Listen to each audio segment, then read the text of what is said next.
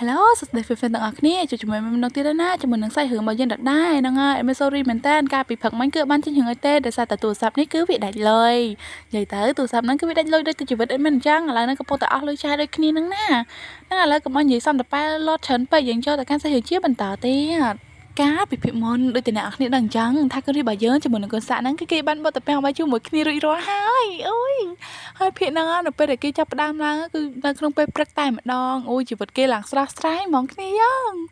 ងពេលហ្នឹងកូនរីរបស់យើងបានភ្ញាក់ដឹងខ្លួនមកមុនអូនហើយនៅពេលដែលងើបមកឃើញថាកូនស្រីរបស់យើងនេះនៅតែគេងដដែលអញ្ចឹងក៏មានចកាដេកសម្លឹងមើលមុខគេទៀតអូយយីស្វីតម៉ែ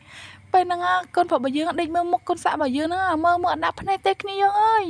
និយាយថាមើលបដាញញឹមបដាហ្មងណា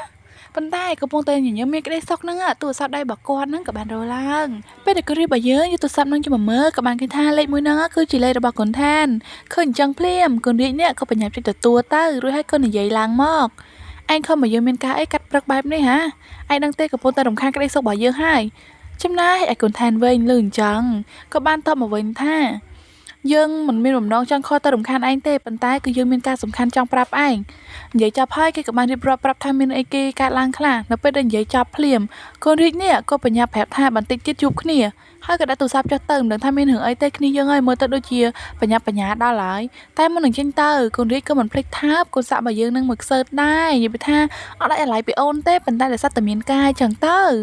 ៅហើយដល់ពេលអាបងចេញទៅផុតបាត់គេទុកឲ្យអូននឹងគេនៅក្នុងបន្ទប់តែម្នាក់ឯងហ្មងណាសាច់រឿងក៏បានកាត់មកនៅពេលបន្ទាប់ប្រហែលជាមួយសន្ទុះធំក្រោយមកហ្នឹងគឺថាឃើញកូនរីរបស់យើងនេះមកជួបជាមួយនឹងកូនថែនហើយប៉ុន្តែចង់ប្រាប់ថាកូនថែនហ្នឹងមិនមែននៅតែម្នាក់ឯងទេគឺមានមនុស្សម្នាក់ហ្នឹងអង្គុយក្បែរនឹងដែរឥឡូវសុំណែនាំបន្តិចទៅណាម្នាក់នឹងផុតដែរគឺគេមានឈ្មោះថាឌីគឺជាអតីតសង្សារចាស់របស់កូនរីរបស់យើងនឹងឯងគ្រាន់តែកលេចឃើញកូនរីរបស់យើងដើរចូលមកដល់ភ្លាមនិយាយពីថាទឹកមុខមុខរីកដូចគ្រាប់ជីអញ្ចឹងតែបើមើលទៅមុខកូនរីរបស់យើងដើរចូលមកគឺថាមុខមិនញញឹមសូម្បីតែបន្តិចនិយាយពីថាមុខឡើងកញើហើយមុខមាំតែម្ដងប៉ុន្តែក៏បានដើរចូលមកអង្គុយគឺអត់ទាន់មាត់អីទាំងអស់ប៉ុន្តែគ្រាន់តែអង្គុយភ្លាមនិយាយថាម្នាក់ឌីនោះគឺងើបពីកន្លែងដែលគេអង្គុយមុនហ្នឹងតែអង្គុយជិតកូនរីយើងភ្លាមហ្មងណាកូនរាជរបស់យើងគ្រាន់តែឃើញម្នាក់ឌីហ្នឹងចូលមកអង្គុយជិតខ្លួនភ្លាមមានជាការសម្លឹងមើលមុខគេណាប៉ុន្តែអត់ព្រមនិយាយអីទាំងអស់ហើយបើក៏លេចទៅមើលម្នាក់ឌីហ្នឹងវិញនៅពេលដែលឃើញកូនរាជរបស់យើងសម្លាក់ខ្លួនអញ្ចឹងក៏បានសួរទៅកាន់កូនរាជយើងទៅថាយ៉ាងម៉េចបងមិនពេញចិត្តនៅពេលដែលឃើញខ្ញុំត្រឡប់មកវិញមែនទេបងគួរតែសប្បាយចិត្តទៅត្រូវអត់នេះខ្ញុំត្រឡប់មកវិញហើយមិនក៏បងធ្វើទឹកមុខដូចជាមិនពេញចិត្តខ្ញុំសោះអញ្ចឹងកូនរាជក៏បានឆ្លើយនឹងសំណួររបស់គេទៅវិញណាតែឆ្លើយមកគឺថាធ្វើឲ្យខ្ញុំនេះពេញចិត្តស្ដោកហ្មងសប្បាយចិត្តតែខ្ញុំត្រូវជាអីនឹងឯងភ្លេចហើយថាពួកយើងគឺបានចាប់គ្នាយូរហើយអញ្ចឹងហើយគឺគ្មានអីពាក់ព័ន្ធគ្នាទៀតទេអញ្ចឹងចង់ឯងមកឬក៏ទៅវិញគឺគ្មានអីពាក់ព័ន្ធនឹងខ្ញុំនោះឡើយហេតុអីបើខ្ញុំទៅសប្បាយចិត្តជាមួយនឹងវត្តមានរបស់ឯងដែរនោះណែសំដីមួយម៉ាត់ហ្នឹងគឺថាចុកហ្មងអ្នកទាំងអស់គ្នាប៉ុន្តែកលេចទៅមើលម្នាក់ឌីហ្នឹងវិញគឺមុខហ្នឹងអត់មានញិនទេហើយក៏អត់ស្ដាងដែរគឺនៅតែចូលមកនិយាយជាមួយនឹងកូនរីបើយើងធម្មតាទៅព្យាយាមនិយាយធ្វើម៉េចឲ្យគេអាណិតខ្លួនណាធ្វើទឹកមុខបែបកំសត់អីចឹងទៅអ៊ុយឃើញហើយមានចការចង់ដាក់ពីកញ្ញោណាអ្នកគ្ន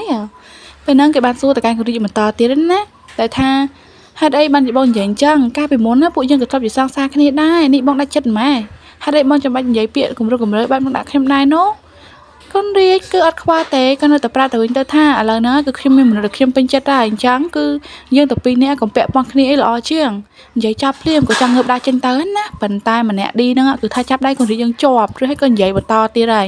និយាយថាមុខក្រាស់សាហាវហ្មងណាហើយដៃបងនិយាយអញ្ចឹងនេះបងដើម្បីតើបំភ្លេចខ្ញុំបងសុខចិត្តយកអ្នកផ្សេងមកជំនួសកន្លែងខ្ញុំមែនទេខ្ញុំដឹងថាបងនៅតែមានចិត្តស្រឡាញ់ខ្ញុំអញ្ចឹងប៉ុន្តែបងកុំធ្វើបែបហ្នឹងដើម្បីតែកុហកខ្លួនឯងអីខ្ញុំគិតថាបងគ្រាន់តែយកគេមកជំនួសខ្ញុំតែប៉ុណ្្នឹងឯងកុំមានអំណួតលើខ្លួនឯងពេកកន្លងមកគឺខ្ញុំអាចនិយាយបានថាខ្ញុំធ្លាប់ស្រឡាញ់ឯងពិតមែនប៉ុន្តែតែពីថ្ងៃនោះមកក្តីស្រឡាញ់ដែលខ្ញុំផ្ដល់ឲ្យឯងគឺវាបានរលាយអស់ហើយអញ្ចឹងហើយចាប់ពីថ្ងៃនេះកុំមកពាក់ព័ន្ធជាមួយនឹងខ្ញុំទៀតកុំឲ្យមនុស្សដែលខ្ញុំស្រឡាញ់គេយកច្រឡំនិយាយចាប់តែប៉ុណ្្នឹងក៏បានកវាដៃម្នាក់ឌីនឹងចាញ់អូយខ្ញុំពេញចិត្តខ្លាំងៗទាំងអស់គ្នានិយាយថាពេញចិត្តស្ដោកហ្មងណាម្នាក់ឈ្មោះឌីហ្នឹងគ្រាន់តែឃើញក៏រៀបបើយើងដាក់ចេញទៅដល់មិនខ្វាយខ្វល់ពីខ្លួនឯងហើយមិនអើពើអញ្ចឹងគឺមានចការខឹងខ្លាំងមែនតើហើយសម្លឹងមើលកូនប្រុសយើងដាក់ចេញទៅនៅក្នុងចិត្តក៏បានគិតដែរថាតារាបណាគឺខ្ញុំនៅមានជីវិតអញ្ចឹងបងមិនអាចទៅនៅជាមួយអ្នកផ្សេងបានមានក្តីសុខនោះទេខ្ញុំត្រូវតែយកបងមកតើបានព្រោះតែបងគឺជាកម្មសិទ្ធិរបស់ខ្ញុំតែម្នាក់គាត់អូយនេះទាំងអស់គ្នាចិត្តកំណត់ម្នាក់ហ្នឹងគឺចេញមកពឹសពោះសាហាវព្រៃផ្សៃបដ ாய் ណាហ ហើយបើក៏លើទៅមើល content វិញតែអង្គុយស្ដាប់ពីអ្នកនឹងនិយាយគ្នាមួយថ្ងៃហើយអត់ហ៊ានលុកមាត់ហ្នឹងក៏បានត្រឹមតែដកដង្ហើមធំនឹងឯងបាទកូនស្រីរបស់យើងនេះវិញទៅពេលដែលភ្ញាក់ដឹងខ្លួនមកអត់បានឃើញវត្តមានរបស់កូនរបស់យើងនៅក្បែរអញ្ចឹងគឺថាខឹងគេអន់ចិត្តគេបណ្ដោយទាំងដែលអត់ត្រូវជាអីនឹងគេទេប៉ុន្តែមានអារម្មណ៍ថាអន់ចិត្តចឹងណាក៏បានគិតនៅក្នុងចិត្តតែម្នាក់ឯងថានេះគេបានខ្លួនខ្ញុំហើយហេតុអីបានជាគេទុកខ្ញុំចោលទៀតអញ្ចឹងមនុស្សស្អីក៏អាត្មានិយមខ្លាំងម្ល៉េះប៉ុន្តែពេលហ្នឹងអត់បានគិតអីច្រើនទេដោយសារតែកំពុងតែអន់ចិត្តផងហ៎ក៏បញ្ញាចុះពីលើក្រែហ្នឹងរៀបចំខ្លួនឯងដើម្បីទៅធ្វើការចឹងទៅព្រោះតែថ្ងៃហ្នឹងគឺគេមានណាត់ជាមួយនឹងមិត្តភក្តិរបស់គេនឹងឯងគឺជាកូនថែណា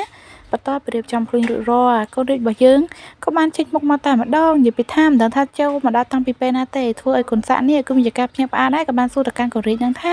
ចូលមកពីអង្ការហើយមិនក៏ចូលមកអត់មានលើសលេងសោះអញ្ចឹង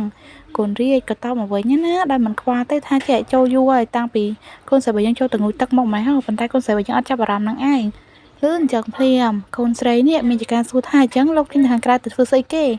អូយសួរនឹងមានអារម្មណ៍ថាដូចជាចង់ដឹងថាគេទៅធ្វើអីចឹងណាកូនប្រុសរបស់យើងក៏សួរមកវិញទាំងបែបលក្ខណៈថាចំអន់លេងណាយ៉ាងម៉េចខ្លាចខ្ញុំទៅមានថ្មីមែនកុំបារម្ភអីខ្ញុំមិនទៅមានថ្មីនោះទេខ្ញុំទៅមានការតែបន្តិចតែប៉ុណ្ណឹងឯងប្រច័ណ្ឌមែនអ្នកណាថាខ្ញុំប្រច័ណ្ឌឯងខ្ញុំគាត់តែសួរព្រោះតែខ្ញុំមិនចង់ឲ្យឯងត្រឡប់មកវិញហ្នឹងណាអូយអ្នកទាំងអស់គ្នាសម្ដីខុសពីចិត្ត